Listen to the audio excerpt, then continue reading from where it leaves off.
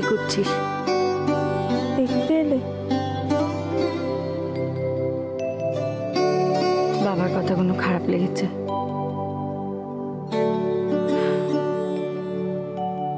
লাগারই তো কথা।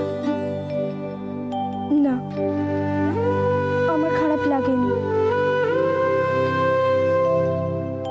লাগে না। বাবা যা বলেছে ঠিকই তো বলেছে। পারু, নিজের অভিমানের জেদে যা ঠিক নয় সেটাকে ঠিক বলিস না। এতে সবচেয়ে বেশি ক্ষতি হয় নিজের। যা ঠিক না তা তুই আমি বললে ঠিক হয়ে যাবে? যাবে না তো?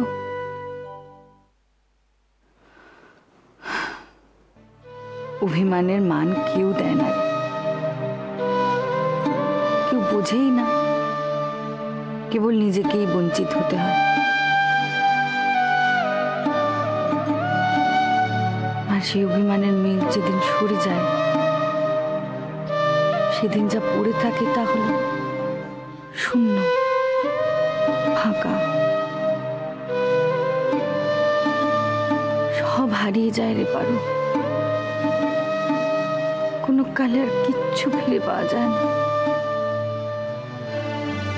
কিচ্ছু না।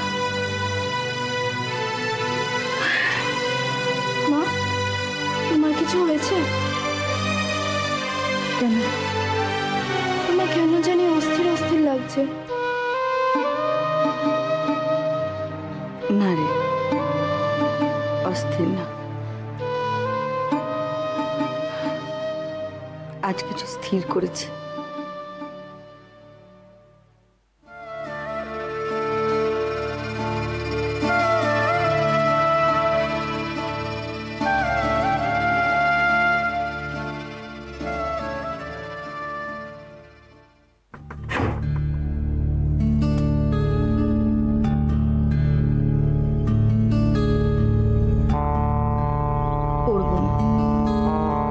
আজই তোমার শেষ লেখা পড়ব। আর অভিমানে নিজেকে বঞ্চিত করব না। আর ভয় পাবো না যে ওই খামখানার মধ্যে তুমি জীবন্ত আছো। খুললেই সব শেষ হয়ে যাবে। পাবো না আর ভয়।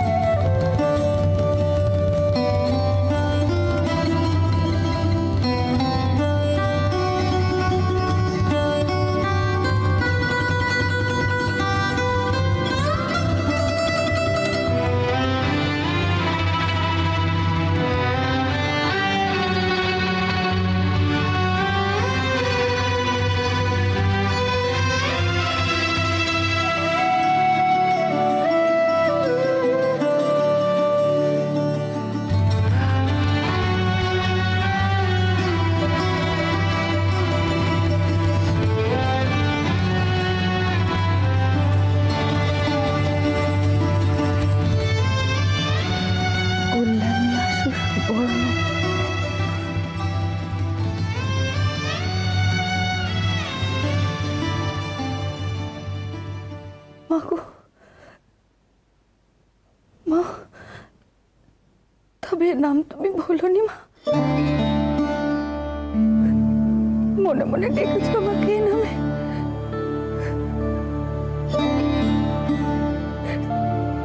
কেন একটিবার মনে রাখার প্রমাণ দিলে না মা?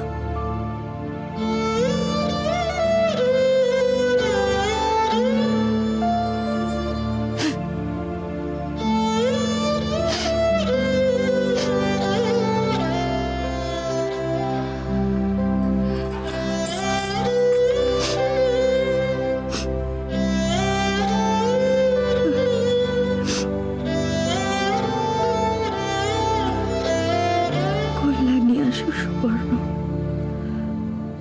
বহুদিন পূর্বে মরিয়া যাওয়া কোন লোক চিতার তল হইতে উঠিয়া আসিয়া কথা কহিতেছে দেখিলে যে রূপ বিস্ময় হয়, বোধহয় সেই রূপ বিস্ময় বোধ করিতেছ আর নিশ্চয় ভাবিতেছ কেন আর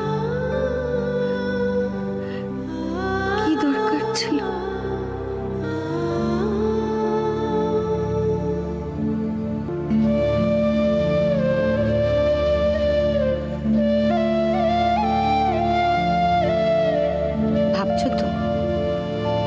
কি দরকার ছিল?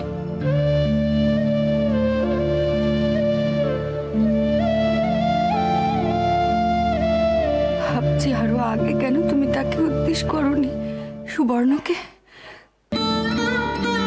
উদ্দেশ্য করিনি কথা হয়তো ঠিক নয়, মনে মনে নিত্যদিন করেছি, দীর্ঘকাল ধরে ভেবেছি।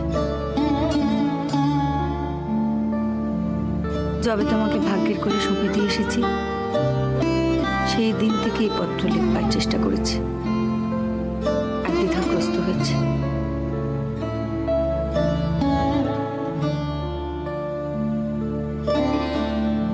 দ্বিধা? আমাকে পত্র লিখতে এত দ্বিধা কেন তোমার মা? দ্বিধা সে বুঝি নিজের অক্ষমতার জন্য। ভেবেছি আর কেন, আমি তো তোমার আর কোনো উপকারে লাগবো না। ভুল ভুল ভেবেছ মা, বড় ভুল ভেবেছ। তুমি যদি একটিবার পত্র লিখতে তাতে যে আমার পরম উপকার হতো মা। তোমার হাতের অক্ষর, তোমার আদরে সুবর্ণ ডাক হয়তো বদলে দিতে পারত সে সুবর্ণ জীবনের প্রতি।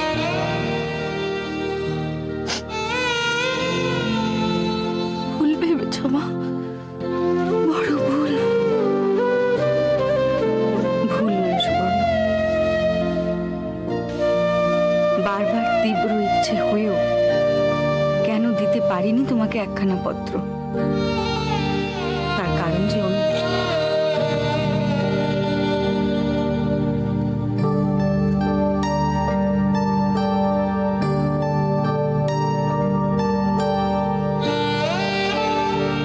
কি কারণ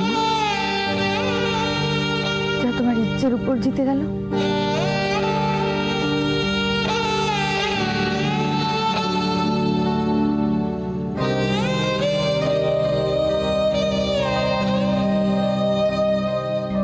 লজ্জা সুবর্ণ।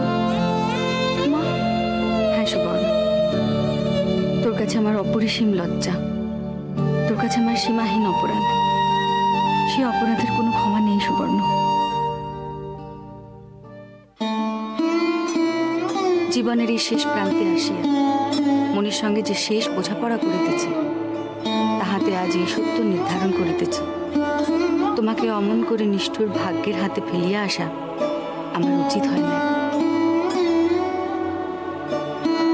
তোমার জন্য আমার হয়তো কিছু করবার ছিল, তবু ভগবানের দয়া হয়তো তুমি ভালোই আছো। তোমার ছোটদার কাছে জানিয়েছিলাম স্বামী সন্তানাদি নিয়ে তুমি এক প্রকার সুখেই আছো, তবু এমনই আশ্চর্য চিরদিনই মনে হইয়াছে তুমি বুঝি সুখে নাই।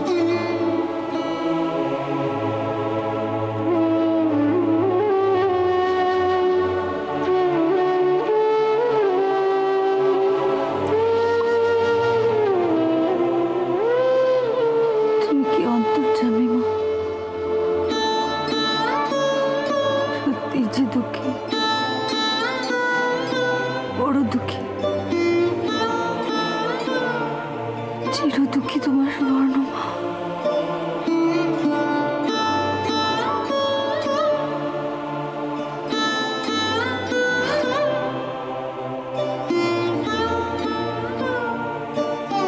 এই অদ্ভুত চিন্তা বোধ করি মাতৃহৃদয়ের চির রহস্য, যদিও মাতৃহৃদয়ের গৌরব করা আমার শোভা পায় না।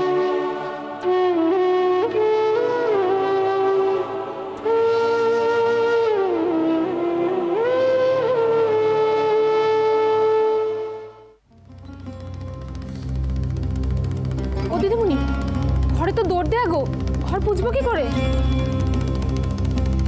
মার ঘরে এত ধাক্কালাম, সারা দিল না তো।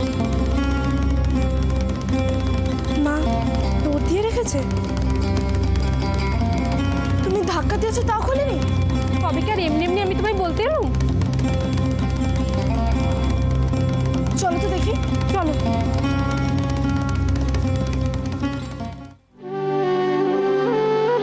জানি না আমি যাহা বলিতেছি তাহা তুমি বুঝিতে পারিতেছ কিনা। আজ তুমিও আমার অপরিচিত, আমিও তোমার অপরিচিত, কিন্তু সত্যই কি তাই? সত্যই কি আমরা অপরিচিত? তবে কেন মনে হয় সুবর্ণ ভাঙিয়া পড়ে নাই, সুবর্ণ ভাঙিয়া পড়িতে পারে না। সে সমস্ত প্রতিকূল অবস্থার সঙ্গে যুদ্ধ করিতে করিতে অগ্রসর হইতে পারিবে। তোমার মধ্যে সে অঙ্কুর ছিল। যে কয়েকটি দিন তোমাকে দেখিবার সুযোগ পাইয়াছি, উক্ত ধারণাই বদ্ধমূল ছিল।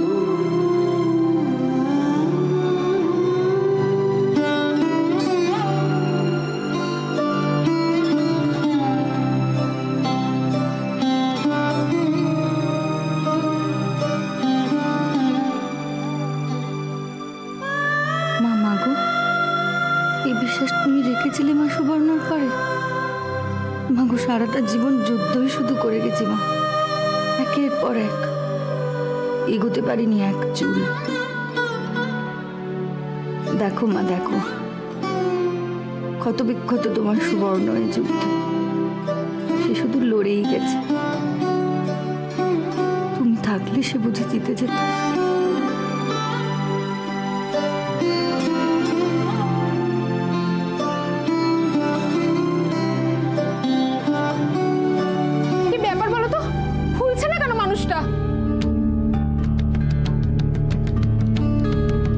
তোমার কিছু হয়েছে?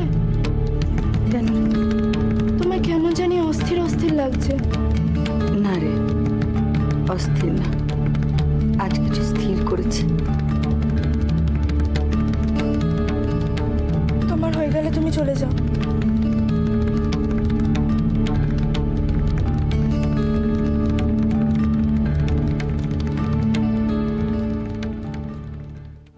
মা, তুমি চলে গেলে কেন? সংসারের প্রতি বিশ্বাস হারিয়ে, বিশ্বাস হারিয়ে, বিশ্বাস হারিয়ে তুমি আমাকে ছেড়ে চলে গেলে। সে কথা আর বারবার ভাবতে চাই না সুবর্ণ, শুধু এটুকু বলতে চাই, দীর্ঘকাল সংসার থেকে দূরে থেকে এবং অবিরত মানুষকে বিশ্লেষণ করতে করতে এটুকু বুঝেছি, সংসার যাদের অন্যায়কারী বলে চিহ্নিত করে তারা সকলেই শাস্তির যোগ্য নয়। তারা যা কিছু করে তা সবসময় অন্যায় করব বলেই করে তা নয়, অধিকাংশই না বুঝে করে। তাদের বুদ্ধিহীনতাই তাদের অঘটন ঘটাবার কারণ, কাজেই তারা ক্রোধের যোগ্য নয়। তারা বড়জোর বিরক্তির পাত্র, করুণার পাত্র।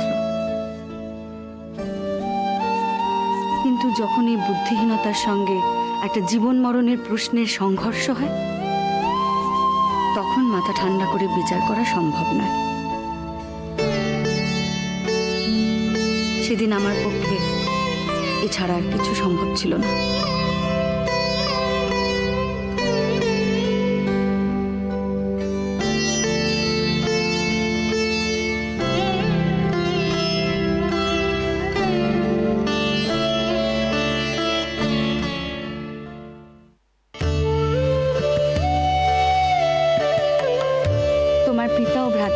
বহুবার আমাকে ফিরাইয়া লইয়া যাইবার চেষ্টা করিয়াছেন। পত্রে কাজ না হওয়ায় কাশী আসিয়া অনুরোধ উপরোধ ও তিরস্কার করিয়া গিয়াছেন, কিন্তু যাহা ত্যাগ করিয়া আসিয়াছে তাহার হাতে তুলিয়া লওয়া চলে না।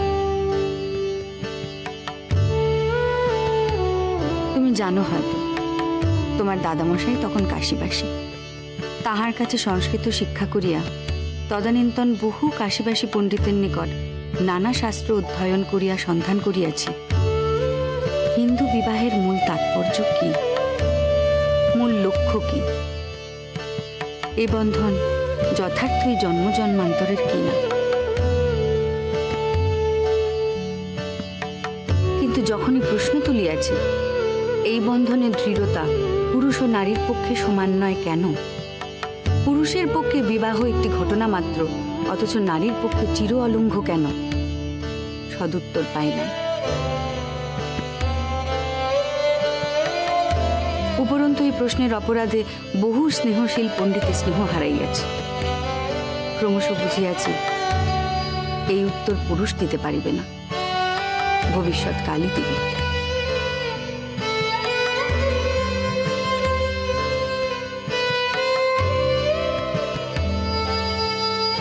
কারণ কোনো একটি সম্পত্তিতে ভোগ দখলকারী ব্যক্তি স্বেচ্ছায় সহজে দানপত্র লিখিয়া দেয় না।